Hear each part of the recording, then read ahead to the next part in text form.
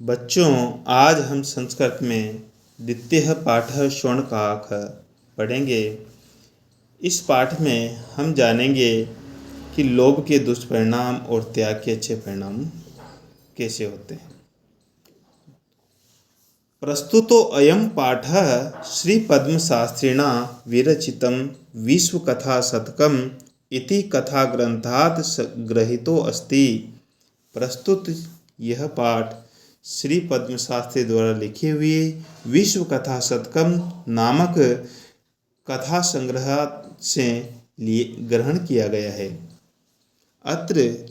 अत्र विविध राष्ट्रेषु, यहाँ पर अनेक राष्ट्रों में व्याप्तानाम व्याप्त शतम लोक कथानाम 100 लोक कथाओं का वर्णनम विद्यते वर्णन है।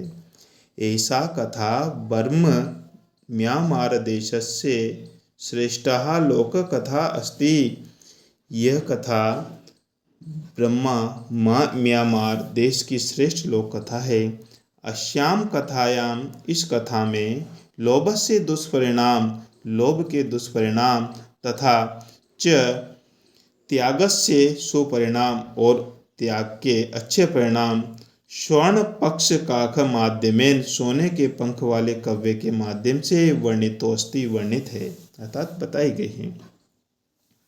हम कहानी पढ़ते हैं। पुरा कस्मिंचिद ग्रामे एका वृद्धा स्त्री नैवशत। पहले किसी गांव में एक निर्धन वृद्ध स्त्री रहती थी। तस्या एकाः दुहिता विनम्रा मनोहरा चासीत। उसके एक विनम्र और मनोहर सुंदर पुत्री थी। एकदा माता स्थाल्यां तंडुलान निक्षेप्य पुत्रीम आदि शत। एक बार माता ने थाली में चावलों को रखकर पुत्री को आदेश दिया, सूर्या तपे तंडुलान खगभ्यो रक्ष। धूप में चावलों की पक्षियों से रक्षा करना। किंचिद कालांतरम एको विचित्र काकः समुड्डयन् तस्या समीपम अगच्छत्। किंचिद कालांतरम, कुछ समय बाद, एक विचित्र काक कौवा समुड्डयन्, उड़ता हुआ, तस्ये समीपम अगच्छत्, उसके पास आता है।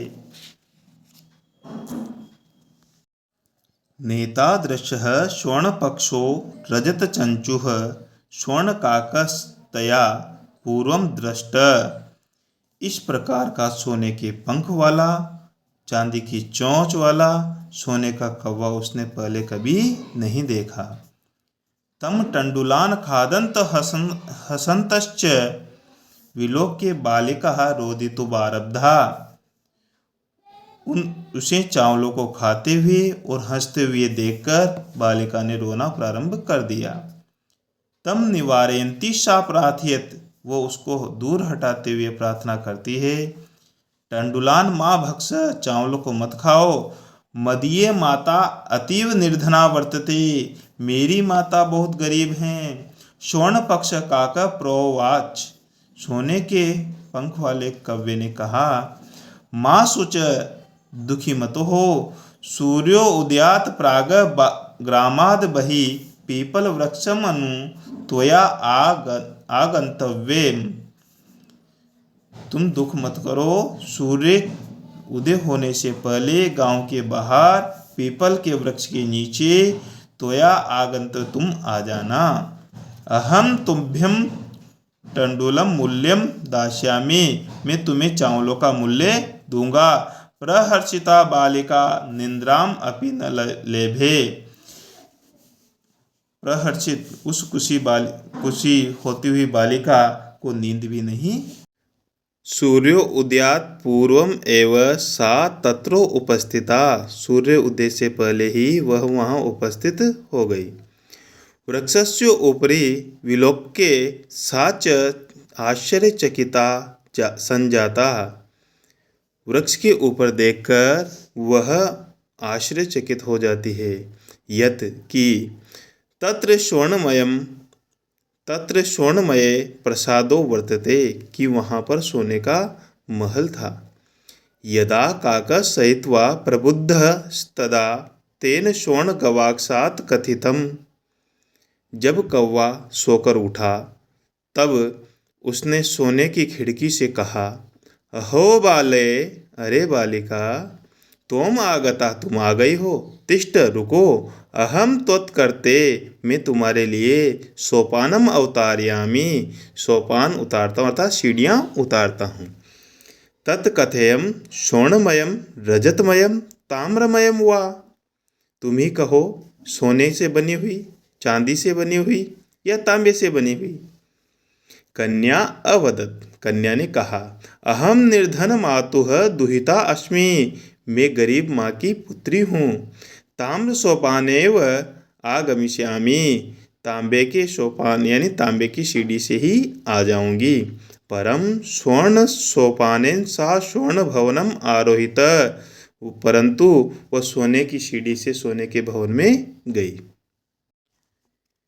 चिरकालम भवने चित्र विचित्र वस्तूनि संजातानि दृष्ट्वा सा विस्मये गता, लंबे समय तक भवन में चित्र विचित्र वस्तुओं को देखकर वह विस्मित हो गई, आश्चर्यचकित हो गई। श्रांताम ताम विलोक्य काका अवदत, श्रांताम थकी हुई उसे देखकर कव्य ने कहा, पूर्वम लघु प्रातराश क्रियताम, पहले अल्पाहार कर लीजिए। वद त्वम, तुम ही कहो, इस स्वर्ण स्थाल्याम भोजनम करिष्यसि, सोने की थाली में भोजन करोगी। किम वा, क्या, या रजत स्थाल्याम उत ताम्र स्थाल्याम, या फिर चांदी की थाली में या तांबे की थाली में। बालिका अवदत, बालिका ने कहा, ताम्र स्थाल्याम एव अहम निर्धना भोजनम करिष्यामि, तांबे की थाली में ही मैं भोजन करूंगी, क्योंकि निर्धन भोजन करिष्यति, जिसमें निर्धन भोजन करते हैं। तदा सा आश्चर्यचकिता संजाता, तभी वह आश्चर्यचकित हो जाती है। यदा स्वर्ण काकेन स्वर्ण स्थाल्याम भोजनम परिवेशितम, जैसे ही सोने के कव्य ने सोने की थाली में भोजन परोसा। न एतादृशम स्वादु भोजनम अद्यावधि बालिका खादितवती, इस प्रकार का स्वादिष्ट भोजन उसने आज दिन तक भी बालिका ने नहीं खाया था। काको अवदत, कव्य ने कहा, बालिके, हे बालिके, अहम इच्छामि यत, मेरी इच्छा है कि त्वम सर्वदा अत्रैव तिष्ठ, कि तुम यह हमेशा यहीं पर रहो।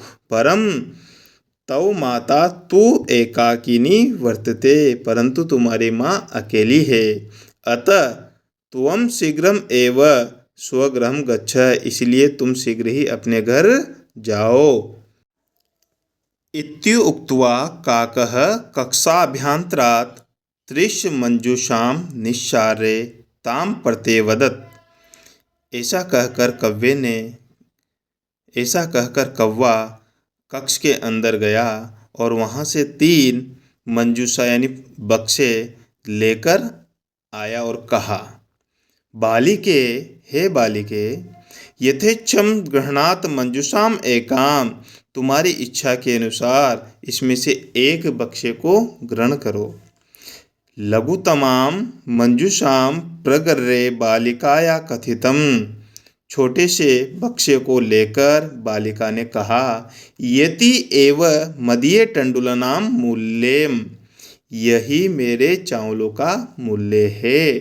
छोटा सा बक्सा उसने बालिका ने लिया और कहा कि इतना से ही मेरे चावलों का मूल्य है।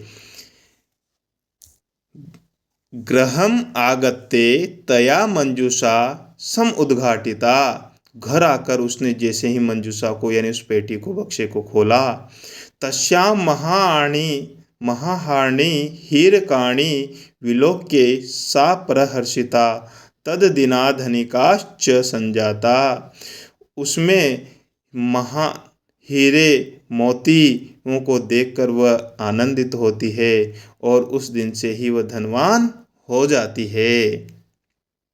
तो यहाँ पर एक बालिका के बारे में जो लोभ नहीं करती है, वैसी बालिका की कहानी बताई गई। अब देखो, आगे हम देखते हैं कि लोभ करने वाली जो बालिका है वह क्या होता है, या लोभ करने से हमें कितना नुकसान होता है। तस्मिन् एव ग्रामे एका अपरा लुब्धा वृद्धा नैवसत। उसी गांव में एक अन्य लोभी महिला भी रहती थी, वृद्ध महिला भी रहती थी। तस्या अपि एका पुत्री आसीत्। उसकी भी एक पुत्री थी। ईर्ष्या सा तस्य शोणकाकस्य रहस्यम ज्ञातवती। और उसने ईर्ष्या के कारण सोने की कव्य को रहस्य को जान लिया था। सूर्यातपे तंडुलान निक्षेपे तया अपि स्वसुता रक्षार्थम नियुक्ता। सूर्य के ताप में अर्थात धूप में चावलों को रखकर उसने भी अपनी पुत्री को उनकी रक्षा के लिए नियुक्त कर दिया। उसी प्रकार से तथैव स्वर्ण पक्ष काक तंडुलान भक्षयन। वैसे ही सोने का पंख वाला कौवा उन चावलों को खाने के लिए आया। ताम अपि तत्रे वावकारयत। और वैसे ही वह बालिका उस कव्य को वहां से भगाती है। प्रातस्तत्र गत्वा सा काकम निर्वशयन्ती प्रोवोचत। प्रातः वहां जाकर वह बालिका कव्य को निंदा करते हुए, उसको धमकाते हुए प्रोवोच कहती है, भो नीच काक, अरे नीच कव्य, अहम आगता, मैं आ गई हूँ। मह्यम तंडुलन मूल्यम प्रयच्छ, मेरे चावलों का मूल्य दो। काका अब्रुवीत, कव्य ने कहा, अहम त्वत्कृते सोपानम अवतारयामी, मैं तुम्हारे लिए भी सोपान उतारता हूँ, अर्थात सीढ़ियाँ उतारता हूँ। तत्कथ्यम, तभी कहता है, स्वर्णमयम रजतमयम ताम्रमयम हुआ। तभी वह कहता है कि तुम ही कहो कि सोने की या चांदी की या तांबे की कौन सी सीढ़ी उतारूं। गर्वित तया बालिकाया प्रोक्तम, घमंडी बालिका ने कहा कि स्वर्णमयम सोपानम अहम आगच्छामि, मैं सोने की सीढ़ी से ही आऊंगी। परम स्वर्ण काका तत्कर्ते ताम्रमयम सोपानम प्रायच्छत, परंतु वह सोने का कौवा उसके लिए तांबे की सोपान ही यानी तांबे की सीढ़ी ही देता है। स्वर्ण काकस्ताम भोजनम अपि ताम्रभाजने एव अकार्यत। और सोने का कौवा उसे भोजन भी तांबे के पात्र में ही करवाता है। प्रतिनिवृत्त काले स्वर्ण काकेन कक्षा अभ्यंतरात् त्रिश मंजूषा तत्पूर्वम समुक्षिता। जब वह निवृत्त हो गए तो कव्य ने कक्ष के अंदर से 3 बक्से लेकर उसके सामने रख दिए। लोभाविष्टा सा वृहतमा मंजूषाम गृहत्वती। वह लोभी बालिका बड़े बक्से को लेकर आती है। गृहम आगत्ते सा तर्षिता यावत। घर आकर जैसे ने उसने प्रसन्न होते हुए मंजूषाम उद्घाटयति तावत, उस बक्से को खोलती है, तभी तस्याम भीषण कृष्ण सर्पो विलोकित। तभी वो उसमें देखती है भीषण भयंकर काले सांप को। लुब्धया बालिकाया लोभस्य फलम प्राप्तम। उस लोभी बालिका को लोभ का फल प्राप्त हो गया। तदंतरम सा लोभम परित्यज्यत। और इसके बाद से उसने लोभ को छोड़ दिया। तो बच्चों, हमें भी कभी भी कोई लोभ नहीं करना चाहिए। हम लोभ करते हैं तो उसका दुष्परिणाम हमें मिलता है। तो बच्चों, इस कहानी के माध्यम से हमें ये अच्छी सीख मिली है कि हमें लोभ नहीं करना चाहिए। और यदि हम संतुष्ट रहते हैं, लोभ नहीं करते हैं, तो हमें उसके अच्छे परिणाम मिलते हैं और लोभ करने के दुष्परिणाम हमें प्राप्त होते हैं।